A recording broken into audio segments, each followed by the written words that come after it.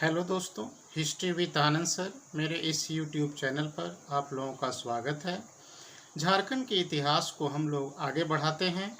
हम लोग देख रहे थे कि झारखंड में अंग्रेज़ों का प्रवेश किस प्रकार से हुआ और हम लोगों ने देखा कि अंग्रेज़ों के द्वारा किस प्रकार से ढाल राजा को एवं पोरहाट के राजा को अपने अधीन लाने में कामयाब रही ईस्ट इंडिया कंपनी।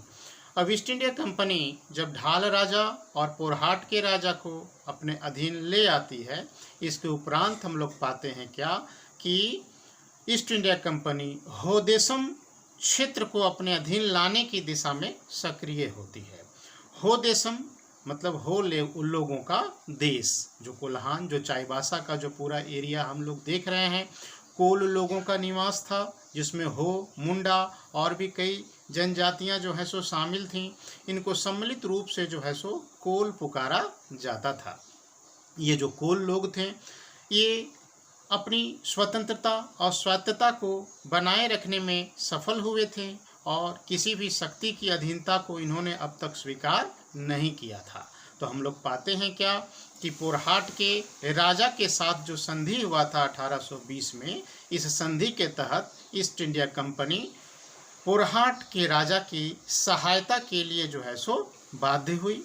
और हम लोग पाते हैं क्या कि चूंकि कोल लोगों का लगातार पोरहाट के राज्य पर आक्रमण होता था, छोटा नागपुर के नागवंशी राज्य पर जो है सो लगातार आक्रमण होता था और ये लोग लूटपाट जो है सो मचाते थे। तो हम लोग देखे थे कि घनश्याम सिंह के द्वारा 1820 में जो संधि कैप्टन रसेल से जो किया गया था, उसी संधि के तहत हम लोग पाते हैं क्या कि हो लोगों को नियंत्रित करने के उद्देश्य से ईस्ट इंडिया कंपनी अपने एक अंग्रेज अधिकारी को, एक अंग्रेज सेना नायक को 1820 में होदेशम क्षेत्र में भेजती है। और यह जो सैनिक अधिकारी था, इसका नाम था मेजर रफसेज। याद रखिएगा, मेजर रफसेज के नेतृत्व में एक सेना जो है सो वो चाईबासा क्षेत्र में जाती है और माना जाता है कि चाईबासा के रोरो नदी के तट पर हो लोगों को जो है सो पराजित कर दिया जाता है और हो लोगों को अपना अधीन बना लिया जाता है। हो लोग टैक्स देने के लिए भी तैयार हो जाते हैं, लेकिन अभी भी होदेशम के दक्षिणी क्षेत्र में निवास करने वाले हो लोगों का विरोध जो है वो जारी रहता है। तो हम लोग पाते हैं क्या कि 1821 में कैप्टन रिचर्ड को जो है सो दोबारा होदेशम क्षेत्र भेजा जाता है और कैप्टन रिचर्ड के द्वारा जो है सो होदेशम के दक्षिणी भाग में निवास करने वाली हो जनजातियों को जो है सो नियंत्रित किया जाता है, उनको पराजित किया जाता है और उनको भी टैक्स देने के लिए बाध्य किया जाता है। और इस प्रकार से 1821 में हम लोग पाते हैं क्या कि हो लोगों के साथ कैप्टन रिचर्ड जो है सो एक संधि करता है और इस संधि के तहत हो लोग जो थे ये कंपनी की अधीनता को स्वीकार कर लेते हैं। और फिर हम लोग पाते हैं क्या कि 8 आना मतलब 50 पैसा प्रति हल के हिसाब से 5 वर्षों तक और 5 वर्षों के उपरांत 1 रुपया है ना, या 16 आना प्रति हल के हिसाब से टैक्स देने को हो लोग जो हैं वो तैयार हो जाते हैं। ठीक है, अब हम लोग पाते हैं क्या कि 1831-32 में जो कोल विद्रोह होता है, तो उस कोल विद्रोह के दौरान यह संधि जो है सो स्वतः टूट जाता है। हो लोग टैक्स देना बंद कर देते हैं और फिर जब कोल विद्रोह को दबाया जाता है, तो दबाने के उपरांत 1836 में एक बार फिर से जो है सो कैप्टन रिचर्ड को होदेशम क्षेत्र भेजा जाता है और इस बार 1837 में रिचर्ड के द्वारा पूरे कोल्हान पर जो है सो अपना नियंत्रण स्थापित कर लिया जाता है ना, मैंने पूरे कोल्हान को जो है सो वो जीत लेता है। ठीक है, अब क्या होता है कि हम लोग पाते हैं कि जो पोरहाट था, सरायकेला था, खरसावा वगैरह का जो क्षेत्र था, तो पोरहाट, सरायकेला और खरसावा से 23 पीर और मयूरभंज से 4 पीर को लेकर के ईस्ट इंडिया कंपनी एक कोल्हान नामक प्रशासनिक इकाई का जो है सो गठन करती है 1837 में, है ना। और चाईबासा को जो है सो इसका मुख्यालय बनाया जाता है। इस प्रकार से 1837 तक पूरा हो देशम क्षेत्र ईस्ट इंडिया कंपनी के अधीन आ जाता है। इसमें दो तीन चीज आप ध्यान रखिएगा। हो देशम को जीतने के लिए दो प्रमुख अंग्रेज अधिकारियों की भूमिका रही। एक का नाम मेजर रफसेज और दूसरे का नाम कर्नल रिचर्ड, है ना। इन दोनों का नाम आप ध्यान में रखिएगा। हो लोगों के साथ जो संधि हुआ था, जो लगान देने के लिए जो वो लोग बाध्य हुए थे, तो कितना लगान देने के लिए बाध्य हुए थे, तो वही 50 पैसा या 8 आना 5 वर्ष तक, है ना, प्रति हल के हिसाब से। और 5 वर्ष के उपरांत जो है वो 16 आना या 1 रुपया प्रति हल के हिसाब से टैक्स देने के लिए वो लोग तैयार हुए थे, है ना। 1837 में कोल्हान या हो देशम को पूरी तरह से जीता जाता है, ठीक है।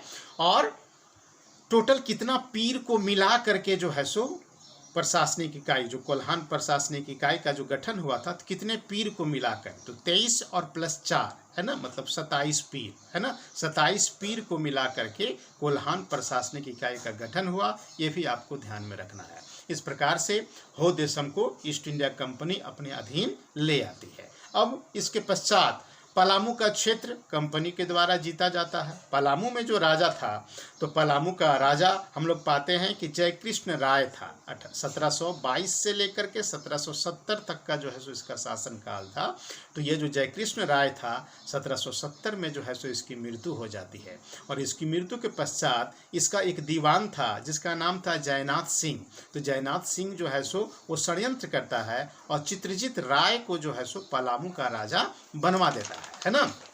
चित्रजीत राय को जब पलामू का राजा बनाया जाता है तो इसका विरोध आरंभ हो जाता है। हम लोग पाते हैं क्या कि जो जयकृष्ण राय जो था, तो नियम से उसका पोता गोपाल राय को जो है सो राजा बनना था, लेकिन एक षड्यंत्र के तहत चित्रजीत राय को जो है सो राजा बना दिया जाता है। तो जयकृष्ण राय के जो एक समर्थक थे जिनका नाम था उदवंत राय अखौरी, तो उदवंत राय अखौरी के द्वारा पटना स्थित ईस्ट इंडिया कंपनी के मुख्यालय से संपर्क किया जाता है और गोपाल राय को राजा बनाने में मदद के लिए जो है सो आग्रह किया जाता है ना। इसी मौके की तलाश में भी थी ईस्ट इंडिया कंपनी, क्योंकि पलामू के किले का अपना एक सामरिक महत्व था और पलामू का किला और पूरे पलामू क्षेत्र को ईस्ट इंडिया कंपनी भी जीतना चाहती थी, ठीक है। तो होता क्या है कि 1771 में हम लोग पाते हैं क्या कि कैप्टन जैकब, है ना, जिसका पूरा नाम था कैप्टन जैकब कैमक, कैप्टन जैकब कैमक को जो है सो एक सेना के साथ पलामू क्षेत्र में भेजा जाता है।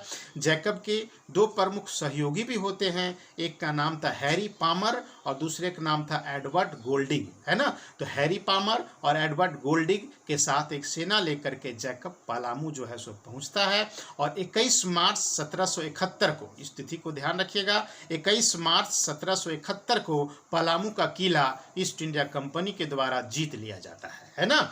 और फिर हम लोग पाते हैं क्या कि चित्रजीत जो राय था और उसका जो दीवान जयनाथ सिंह था, ये दोनों रामगढ़ भागने में जो है सो सफल हो जाते हैं और फिर ईस्ट इंडिया कंपनी के सहयोग से गोपाल राय पलामू का जो है सो राजा बन जाता है ना।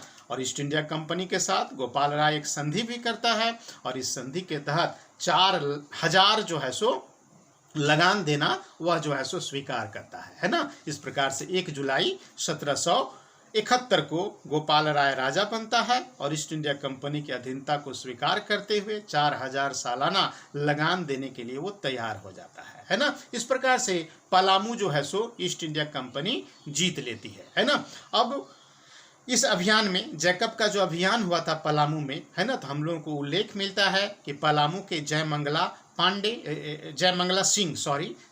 सिंह, कुंडा के धीरज नारायण और सिरिस कुटुंबा के नारायण सिंह के द्वारा जो है सो जैकब की मदद भी की जाती है गोपाल राय के पक्ष में, है ना। मतलब गोपाल राय के समर्थन में जैकब के अभियान के दौरान 3 प्रमुख व्यक्तियों का समर्थन जो है सो गोपाल राय को मिलता है। वो 3 व्यक्ति का नाम ध्यान रखिएगा, जयमंगला सिंह, है ना, जो पलामू के ही थे, कुंडा के धीरज नारायण और सिरिस कुटुंबा के नारायण सिंह, है ना। इस प्रकार से पलामू को अपने नियंत्रण में ईस्ट इंडिया कंपनी ले आती है ना। अब होता क्या है कि इसके पश्चात छोटा नागपुर का जो नागवंशी जो राज्य था, तो इस समय में छोटा नागपुर के नागवंशी शासक जो थे वो दर्पनाथ शाह थे।